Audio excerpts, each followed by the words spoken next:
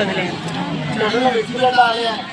మంచి చెడు అని రెండు ఉంటాయి. గుడ్డు బ్యాడు ఇంగ్లీష్లో ఎట్లా ఉంటాయో అట్లాగా ఈ యొక్క చీకటి వెలుతురు ఎట్లా ఉంటాయో. పౌర్ణమికి ఆపోజిట్ చెప్పండి చూద్దాం. గుడ్ అమావాస్య అంటే చీకటి వెలుగుల రంగేలి జీవితమే ఒక దీపావళి.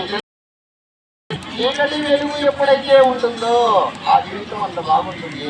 చీకటి రాత్రి అయితేనే లైట్ వేసుకోవాల్సిందే, పగలైతేనే ఆ సూర్య భగవానుడు ఉన్న దానివల్ల మనకి ఇదే రాత్రి కూడా ప్రోగ్రామ్ జరిగిందనుకోండి, ఖచ్చితంగా మనం ఆర్టిఫిషియల్ గా తయారు చేసుకుంటున్న లైట్లు వేసుకోవాలి. ఏమో ఆ అమ్మ సూర్యుడి యొక్క భార్య పేరు ఏం పేరో చెప్పండి చూద్దాం. తెలుసా ఎవరికన్నా?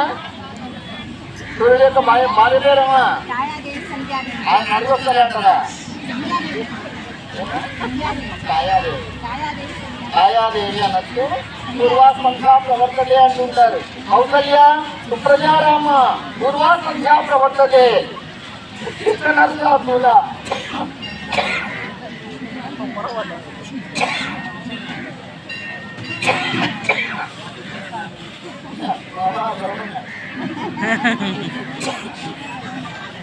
కర్తవ్యం దైవమాంగీకం అన్నాడు. సుప్రభాతంలో మొదటి శ్లోకం ఎవరిది చెప్పండి?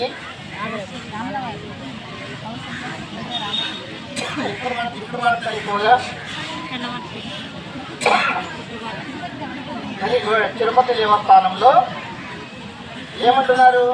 కౌసల్య సుప్రజ అమ్మ పూర్వాసంధ్యా ప్రవర్తతే. తెల్లవారిపోయింది, నీవు ఖచ్చితంగా లేయాలి, ఇంకా పడుకుంటే లాభం లేదు. రాత్రి 12 గంటల వరకు వాట్సాప్లు ఫేస్బుక్లు చూసుకుంటూ ఏమన్నా గడిపినా తొందరగా లేదు స్వామి, అందరినీ లేపాలి. ఉచిత నరసార్థుల కర్తవ్యం దైవమాహ్మికం అన్నారు. ఈ కర్తవ్యాలు నిర్వర్తించడానికి నువ్వు లేయాల్సింది అంటున్నారు. అటువంటి విష్ణుమూర్తి ఇప్పుడు 4 నెలల పాటు ఏం చేస్తున్నాడమ్మా? చాతుర్మాస్యం తీసుకున్నాడు. 4 నెలలు చూడండి. ఈ ఆషాఢ మాసం నుంచి 4 నెలలు లెక్కేసుకోండి. ఆషాఢం, శ్రావణం, భాద్రపదం, ఆశ్వీజం. ఈ 4 నెలల పాటు ఈ విష్ణుమూర్తి శయ్యాదివాసంలోకి వెళ్ళిపోతాడు. అందుకే అక్కడ ఏం చెప్పాడు మనకి? శయ్య మీద పడుకొని ఉంటాడు, శేషపాలు పైన పడుకొని ఉంటాడు. అందుకే ఆ పాట కూడా ఉంది, మీకు గుర్తుందో లేదో? ఏం పాట చెప్పమ్మా? ఆ శేష పార్పు అంటే నాగుమామ యొక్క పడగ మీదనే ఆయన పడుకొని ఉంటాడు. ఆ కాళ్ళ దగ్గర ఎవరుంటారు? విష్ణుమూర్తి యొక్క భార్య అయినటువంటి లక్ష్మీదేవి ఆ కాళ్ళు ఒత్తుకుంటూ భర్తకుంటుంది. ఇప్పుడు కాళ్ళు ఒత్తుతారా పిల్లలు? ఏమా నేను వస్తున్నా సార్, ఆలయాన వెలిసిన దేవుని రీతి ఇల్లాలి యువతికి జీవన జ్యోతి పాట పాడుకుంటే లాభంలా.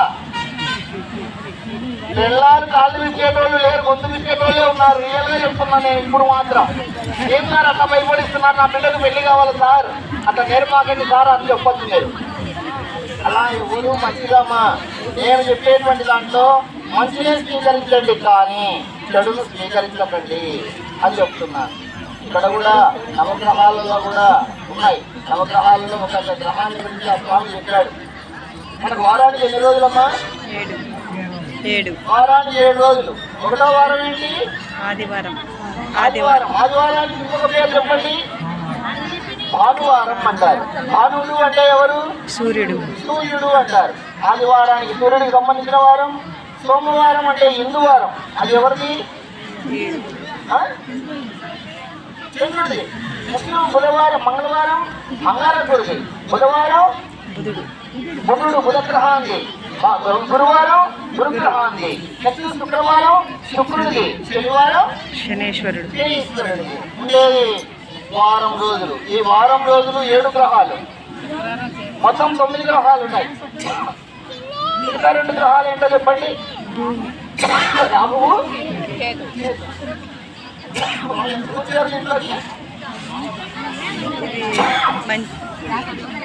వాళ్ళు ఎందుకు వచ్చారమ్మా?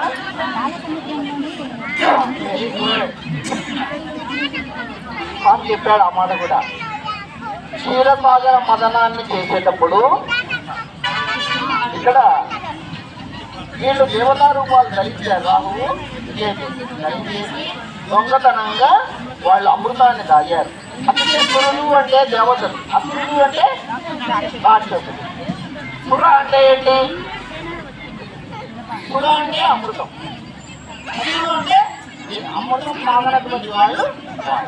కాబట్టి దేవతలు రాక్షసులు అనేటువంటి వాళ్ళు క్షీరసాగర మదనాన్ని చేసినప్పుడు దొంగతనంగా వీళ్ళు అమృతం తాగారు కాబట్టి వాళ్ళు దేవతలై కూర్చున్నారు. మనం ఎవరైనా నాకు ఆచారం బాగలేదురా అంటుంటారు, నా మసీము బాగలేదురా అంటుంటారు, మసీము అంటారు హిందీలో. నా తలరాత బాగలేదురా అంటున్నాడు. లోపల బాబా రూపంలో ఒక ఆయన కూర్చొని ఉన్నాడు.